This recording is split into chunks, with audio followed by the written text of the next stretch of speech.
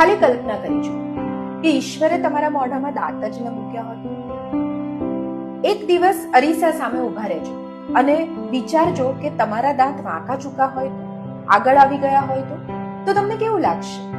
આજે એક એવા દર્દીની વાત કરવી છે જેમને પાયોરિયા હતું. એમના દાંત હાલતા હતા. પાયોરિયા અને હાલતા દાંતથી એ ખૂબ કંટાળી ગયેલા. એ ખુલીને હસી શકતા નહોતા. એ બધું જ ખાઈ શકતા નહોતા. એમની વહુ પાસે શીરો જેવી નરમ વાનગી બનાવડાવતા અને માંડ ખાતા. એક દિવસ એ સુરતની પુષ્પદંત ક્લિનિકમાં આવ્યા.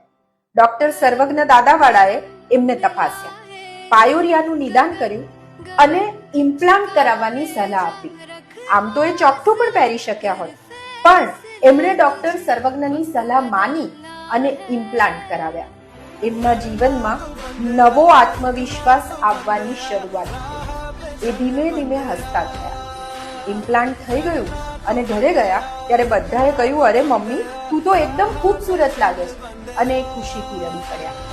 ઇમ્પ્લાન્ટ તમને નવા જીવનનું નવું હાસ્ય આપી શકે છે.